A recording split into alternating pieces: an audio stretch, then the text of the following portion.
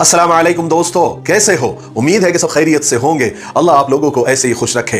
सरकार दो आलम सल्लल्लाहु अलैहि वसल्लम की पूरी जिंदगी पर बनने वाली वीडियो सीरीज जिसका नाम मोहम्मद सबके लिए है सल्लल्लाहु अलैहि वसल्लम, ये उसका 33वां हिस्सा यानी पार्ट 33 है। थोड़ा हम अस्सलाम वालेकुम वरहमतुल्लाहि वबरकातुहू। उम्मीद है आप लोग सब खैरियत से होंगे। मैं भी अल्हम्दुलिल्लाह अल्लाह का लाख लाख शुक्र है सन खैरियत से हूँ। आज इंशाअल्लाह जिस रिएक्शन देने आ रहे हैं मौलाना अब्दुल रशीद इनके चैनल का नाम है। इनके चैनल का लिंक मैं डिस्क्रिप्शन बॉक्स में दे दूँगा। आप लोगों ने जो सब्सक्राइब करिएगा और मेरी वीडियो एंटर करिएगा। बड़ा इंपॉर्टेंट वीडियो दोस्तों आज की। क्यों वीडियो है, क्यों इंपॉर्टेंट है?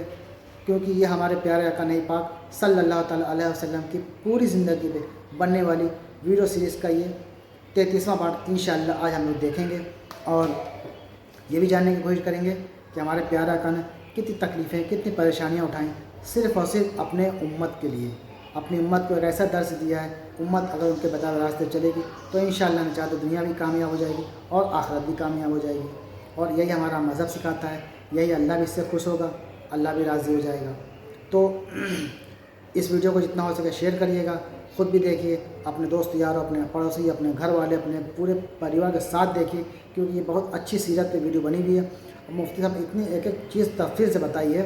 और जिन हज़रात ने मेरी मतलब इस वीडियो के शुरू से लेकर अगर आखिर तक देखना चाहें तो मेरे चैनल में जाके फर्स्ट पार्ट से लेके ये यहाँ तक कि मैं अभी तक अपलोड किया है वहाँ तक देख सकते हैं। इंशाल्लाह मैं हर रोज़ एक एक पार्ट ज़रूर अपलोड करता हूँ, पूरी कोशिश करता हूँ। तो इस वीडियो पे आप लोग एंड तक देखिएगा, जितना हो सके शेयर करिएगा। तो चलिए बिना देरी के पहले वीडियो स्टार्ट करते हैं, फिर उसके बाद बात करते हैं। अस्सलाम वालेकुम दोस्तों, कैसे हो? उम्मीद है कि सब खैरियत से होंगे। अल्लाह आप लोगों को ऐसे ही खुश रखे। सरकार दो आलम सल्लल्लाहु अलैहि वसल्लम की पूरी जिंदगी पर बनने वाली वीडियो सीरीज जिसका नाम मोहम्मद सबके लिए है सल्लल्लाहु अलैहि वसल्लम, ये उसका 33वां हिस्सा यानी पार्ट 33 है। थोड़ा हम चलिए आगे बढ़ते हैं। हमने 32वें हिस्से में सुना कि जब आप सल्लल्लाहु अलैहि वसल्लम मेराज से वापस तशरीफ लाए तो लोगों का रिएक्शन, लोगों का रद्द अमल कैसा था, लोगों ने कैसा मजाक उड़ाया, आप सल्लल्लाहु अलैहि वसल्लम को झुठलाया। हालांकि इतनी खुली खुली निशानियां आप सल्लल्लाहु अलैहि वसल्लम ने बताई, लेकिन उन्होंने नहीं मानना था, इसलिए नहीं माना। लेकिन जो पक्के ईमान वाले थे उनके ईमान और मजबूत हुए, उनके ईमान को ताजगी मिली। चलिए आगे सुनते हैं। कुछ मुनाफिक किस्म के लोग मेराज का वाकया सुनकर ईमान से निकल भी गए, जिसकी वजह से मक्का वालों के और कुरैश के हौसले और ज्यादा बढ़ गए। उन्होंने आप सल्लल्लाहु अलैहि वसल्लम को तकलीफें पहुंचाने के लिए नए सिरे से नए नए प्रोग्राम बनाना शुरू किए, क्योंकि मक्का वाले ये समझ रहे थे कि जिस तरह से कुछ मुसलमान इस्लाम को छोड़कर आ गए हैं, बाकी के ईमान वाले भी इस्लाम को छोड़कर उनके पास आ जाएंगे। इसलिए वो रसूल पाक सल्लल्लाहु अलैहि वसल्लम को और तकलीफें देने लगे, मगर रसूल पाक सल्लल्लाहु अलैहि वसल्लम बर्दाश्त करते, सब्र करते। इसलिए कि अल्लाह तबारक व तआला ने आप सल्लल्लाहु अलैहि वसल्लम को ये हिदायत फरमा दी थी कि मुशरिकीन मक्का चाहे आपके दोस्त हो जाए, मगर ये दुश्मनी में इतने अंधे हो चुके हैं कि न खुद ये सच्चाई देखते हैं न दूसरों को देखने देते हैं। इसलिए मुशरिकीन मक्का ने यानी कुरैश ने यह फैसला किया कि जो थोड़े बहुत ईमान वाले रह गए हैं हम उनसे लड़ेंगे, उनको सताएंगे, यहां तक कि वो इस्लाम को छोड़कर वापस अपने बाप दादा के दीन पर वापस आ जाएंगे और उनको आना पड़ेगा। हर साल हज के मौसम में मक्का के करीब अलग अलग बाजार लगा करते थे। किसी का नाम उकास था, किसी का जुल मजाज था। जो लोग हज के इरादे से मक्का आते थे वो पहले मक्का आने से पहले यहाँ बाजारों में ठहरा करते थे, क़याम किया करते थे, वहाँ पर खरीदी किया करते थे, खरीदो फरोख्त किया करते थे। और रसूल पाक सल्लल्लाहु अलैहि वसल्लम बड़ी शिद्दत के साथ अपने काम में लगे हुए थे। आप सल्लल्लाहु अलैहि वसल्लम उन बाजारों में जाते, लोगों से मिलते, उनकी मिन्नतें करते। जो काफले और जो वफ्द मिना से उक़बा के रास्ते से यहाँ आकर क़याम करते थे, आप उनके सामने जाते, दीन को पेश करते, कलीमे को पेश करते, कुरान पाक की आयतें तिलावत करके बताते कि तुम जिन रास्तों पर है वो गलत रास्ता है, वो आग की तरफ जाता है, वो जहन्नम की तरफ जाता है। अगर तुम अल्लाह को एक मान लेते हो और हजरत मोहम्मद सल्लल्लाहु अलैहि वसल्लम को रसूल मान लेते हो तो तुम्हारे लिए जन्नत का रास्ता है, जन्नत की नेमतें हैं और तुम्हें आखिरत में सुकून मिलेगा, अल्लाह की रजा मिलेगी। लेकिन कुरैश क्या रसूल पाक सल्लल्लाहु अलैहि वसल्लम को इस तरह छोड़ सकते थे कि वो आज़ादी से दीन की तबलीग कर सके और आप सल्लल्लाहु अलैहि वसल्लम के मानने वालों की और ईमान वालों की तादाद बढ़ जाए? इसीलिए जब रसूल पाक सल्लल्लाहु अलैहि वसल्लम तबलीग के वास्ते, दीन की दावत देने के लिए बाजारों में जाते, लोगों के खीमों में जाते, तो आप सल्लल्लाहु अलैहि वसल्लम के पीछे पीछे आपका चाचा अबू लहब या कुरैश के दूसरे बदमाश लोग भी जाते। एक आप सल्लल्लाहु अलैहि वसल्लम के पीछे एक काफिला होता था। जब भी आप सल्लल्लाहु अलैहि वसल्लम किसी खीमे में जाते, हाजियों के किसी डेरे पर जाते या किसी काफिले किसी खीमे में तशरीफ ले जाते और लोगों को इस्लाम की दावत देते थे, तो उसी वक्त आपके पीछे पीछे ये अबू लहब पहुंच जाता था। اور لوگوں سے چلا چلا کر کہتا تھا, آپ کو ڈسٹرب کرنے کی کوشش کرتا تھا, اور آپ صلی اللہ علیہ وسلم سے لوگوں کو ڈراتا تھا کہ اے لوگوں اس سے دور رہو, یہ جھوٹا ہے, نعوذ باللہ, یہ جادوگر ہے, یہ ساحر ہے, یہ نجومی ہے, یہ آپ کو بھائی بھائی سے جدا کر دے گا, یہ آپ کو ماں باپ سے جدا کر دے گا, یہ آپ کو دین سے جدا کر دے گا, یہ آپ کو باپ داداؤں سے جدا کر دے گا, اس سے دور رہو. لوگوں کو منع کرتا اور اتنا ڈسٹرب کرتے, اتنا چلا پکار کرتے کہ آپ صلی اللہ علیہ وسلم کو کئی بار وہاں سے واپس آ جانا پڑتا. اور اسی ڈسٹربنس کی وجہ سے آپ صلی اللہ علیہ وسلم کے یعنی ماننے والوں کی تعداد, یعنی اس حج کے قافلے والوں میں سے ماننے والوں کی تعداد بہت کم ہوتی, کیونکہ یہ لوگ آپ صلی اللہ علیہ وسلم کو بات ہی نہیں کرنے دیتے تھے, اتنا ڈسٹرب کرتے تھے. آپ سوچئے تو صحیح, رسول پاک صلی اللہ علیہ وسلم کے دل پر کیا بیتتی ہوگی, لیکن آپ صلی اللہ علیہ وسلم برداشت کرتے تھے, صبر کرتے تھے, اور اللہ سے ان کی ہدایت کے لیے دعائیں کرتے تھے. انہی قافلوں میں ایک بہت عزت دار آدمی حضرت طفیل دوسی بھی آئے ہوئے تھے. یہ ایک نہایت معزز آدمی تھے, بہت ذہین شاعر تھے. جب یہ حج کے لیے مکہ آئے تو قریش والے سب سے پہلے ان سے ملے اور انہیں رسول پاک صلی اللہ علیہ وسلم سے بچنے کی تاکید کی, دور رہنے کی تاکید کی. کہا کہ تم محمد کے قریب مت جانا, اس کی کوئی بات نہیں سننا, وہ بہت بڑا جادوگر ہے, اس کی بات اگر تمہارے کان میں پڑ گئی تو تم اپنے باپ دادا کے دین سے گئے, تم اپنے رشتہ داروں سے گئے, تم اپنے بھائی بہنوں سے گئے, اس لیے نہ اس کے قریب جانا نہ اس کی بات سننا. جب حضرت طفیل طواف کے ارادے سے کعبہ میں گئے تو وہ اپنے کان بند کر لیتے تھے تاکہ رسول پاک صلی اللہ علیہ وسلم کی کوئی بات ان کے کان تک نہ پہنچ سکے اور نہ اسے سن سکے.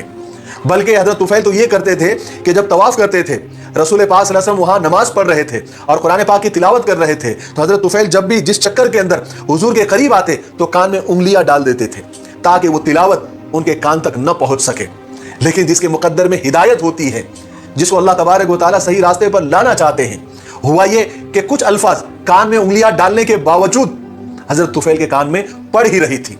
اب انہوں نے جو کچھ سنا تھا اس پر سوچنا شروع کیا, غور کرنا شروع کیا. تھوڑی دیر کے بعد ہی انہوں نے محسوس کیا کہ یہ تو بہت خوبصورت کلام ہے. انہوں نے دل ہی دل میں سوچا یہ کیا حماقت ہے, یہ کیا پاگل پن ہے. میں ایک شاعر آدمی ہوں, ایک ذہین, ایک سمجھدار آدمی ہوں, ایک ایجوکیٹڈ, ایک پڑھا لکھا آدمی ہوں. میں اچھائی اور برائی میں فرق کر سکتا ہوں, میں خود بھی سمجھ سکتا ہوں. آخر اس شخص کے کلام میں ایسی کیا بات ہے, میں اس کا کلام کیوں نہ سنوں. جو کچھ لوگ اس کے بارے میں کہتے ہیں میں خود سنوں گا, میں خود غور کروں گا اور میں پھر فیصلہ کروں گا. اگر وہ اچھی چیز ہے تو اس کو قبول کر لوں گا اور اگر بری چیز ہے تو انکار کر دوں گا. اور یہ بات حضرت طفیل کی بالکل درست تھی. جو لوگ پڑھے لکھے ہوتے ہیں, سمجھدار ہوتے ہیں, ذہین ہوتے ہیں, ایجوکیٹڈ ہوتے ہیں, انہیں ہر طرح کا مطالعہ کرنا چاہیے, ہر طرح کے علم کو حاصل کرنا چاہیے, اس کے بعد فیصلہ کرنا چاہیے. اندھ بھکت بن کر اور اندھی تقلید کر کے اپنے آپ کو گمراہ نہیں کرنا چاہیے. چنانچہ جب رسول پاک صلی اللہ علیہ وسلم کعبہ سے واپس گھر جانے لگے تو طفیل دوسی بھی آپ کے ساتھ ہو گئے اور آپ صلی اللہ علیہ وسلم کو تمام باتیں بتائی جو قریش نے ان سے کہا تھا اور جو انہوں نے آپ صلی اللہ علیہ وسلم کے قرآن پاک کی آیتیں سن کر جو ان کو محسوس ہوا تھا وہ بھی سنائی. رسول پاک صلی اللہ علیہ وسلم نے قرآن پاک کی کچھ اور آیتیں پڑھی جنہیں سن کر طفیل دوسی کا دل عاجزی اور انکساری سے بھر گیا. انہوں نے اپنے دل میں سکون اور ٹھنڈک محسوس کی. رسول پاک صلی اللہ علیہ وسلم نے ان کو اسلام کی دعوت دی, انہوں نے سچے دل سے ایمان کو قبول کیا. پھر اس کے بعد انہوں نے رسول پاک صلی اللہ علیہ وسلم سے عرض کیا کہ اے پیغمبر خدا صلی اللہ علیہ وسلم, میں اپنے لوگوں میں صاحب حیثیت آدمی ہوں, لوگ میری بات مانتے ہیں, میں واپس جا رہا ہوں, میں وہاں جا کر تبلیغ کروں گا اور اپنے خاندان, اپنے قبیلے کو اسلام کی طرف دعوت دوں گا, آپ میری کامیابی کے لیے دعا کریں. آپ صلی اللہ علیہ وسلم نے حضرت طفیل دوسی کے لیے دعا کی. حضرت طفیل اپنے قبیلے, اپنے خاندان اور اپنے گھر والوں کے پاس پہنچے. انہوں نے وہاں پر سب کو اسلام کی دعوت دی اور رسول پاک صلی اللہ علیہ وسلم کے بارے میں بتایا.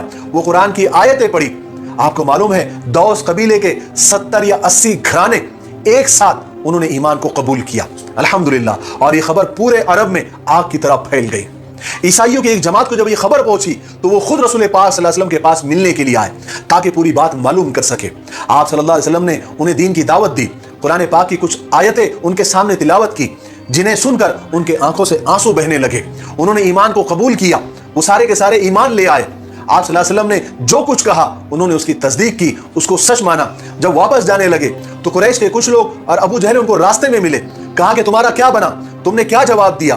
تو وہ عیسائیوں کی جماعت نے کہا کہ ہم سب نے ایمان کو قبول کر لیا.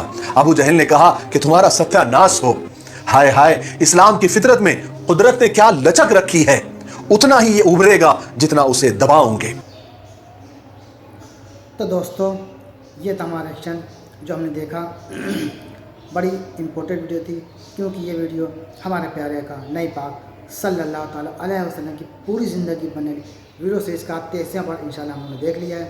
اب انشاءاللہ نے چاہا تو 34ویں بار میں آپ سے ملاقات ہم سے پھر سے کریں گے، لیکن تب تک کے لیے اس ویڈیو کو خوب شیئر کریے گا اور اس کو اپنے تمام ملنے والے جو بھی گروپ میں ہوں، واٹس ایپ میں، انسٹا پہ، فیس بک میں، سب پہ شیئر ضرور کیجیے گا تاکہ ہر آدمی ہمارے پیارے آقا نبی پاک صلی اللہ علیہ وسلم کی سیرت کے بارے میں اس کو پتہ چلے اور وہ بھی انہی کے بتائے ہوئے راستے چلے، کیونکہ ہمارے نبی نے جو راستہ بتا دیا ہے بس وہی راستہ سیدھا جنت میں جاتا ہے، باقی کوئی بھی راستہ جنت میں نہیں جاتا، سارے راستے سمجھ لیجیے جہنم میں جائیں گے۔